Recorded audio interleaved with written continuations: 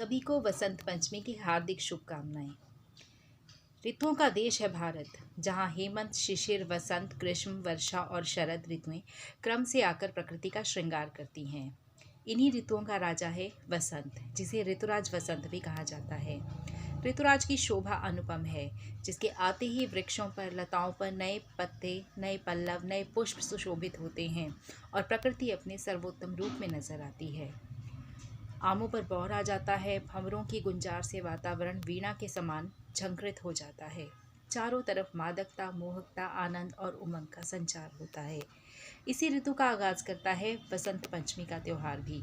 इस दिन लोग वासंती रंग में रंग जाते हैं, पीले वस्त्र पहनते हैं, पीला भोजन करते हैं और माँ सरस्वती की पूजा अर्चना करते हैं। बसंत पंचमी, जिसे सरस्वती पूजन के नाम से भी जाना जाता है, हिंदू पंचांग के अनुसार माघ महीने के शुक्ल पक्ष की पंचमी तिथि को विद्या की देवी सरस्वती का जन्म हुआ था। इस दिन माँ सरस्वती की पूजा अर्चना की जाती है, माँ को पीले पुष्प अर्पित किए जाते हैं और माँ सरस्वती से शिक्षा का आशीर्वाद प्राप्त किया जाता है। एक लोक कथा के अनुसार पुराने समय में भगवान विष्णु ने ब्रह्मा जी को सृष्टि के निर्माण का आदेश दिया और उनसे आज्ञा प्राप्त कर ब्रह्मा जी ने जीवों का निर्माण किया, विशिष्ट रूप से मनुष्य का निर्माण किया। लेकिन जो ही उनके ये निर्माण कार्य पूरा हुआ, उन्हें लगा कि मेरी रचना कुछ अधूरी सी रह गई है। वो अपनी इस रचना से संतुष्ट नहीं थे।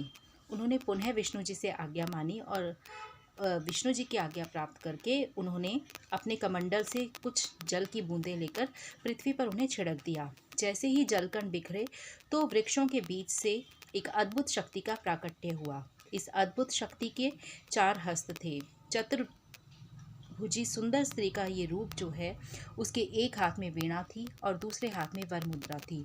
अन्य 2 हाथों में पुस्तक एवं माला थी। ब्रह्मा जी ने उस चतुर्भुज स्त्री से आग्रह किया कि आप कृपया वीणा का वादन कीजिए। ज्यों ही उस देवी ने वीणा का मधुर नाद किया, सृष्टि के समस्त जीव जंतुओं को, समस्त प्राणियों को वाणी प्राप्त हो गई और तब ब्रह्मा जी ने उस देवी को वाणी की देवी सरस्वती नाम दिया, जिन्हें वागेश्वरी भी कहा जाता है। एक अन्य कथा के अनुसार भगवान श्री कृष्ण ने माँ सरस्वती से प्रसन्न होकर उन्हें वरदान दिया था कि वसंत पंचमी के दिन तुम्हारी आराधना की जाएगी। तो इस प्रकार से वसंत पंचमी का त्यौहार जो है, वो हर्षोल्लास के साथ भारतीय समुदाय में मनाया जाता है। जो महत्व सैनिकों के लिए शस्त्रों का है, विद्वानों के लिए पुस्तकों का है, व्यापारियों के लिए अपने तराजू, बाट, बही खातों का है, वही महत्व कलाकारों के लिए वसंत पंचमी का है।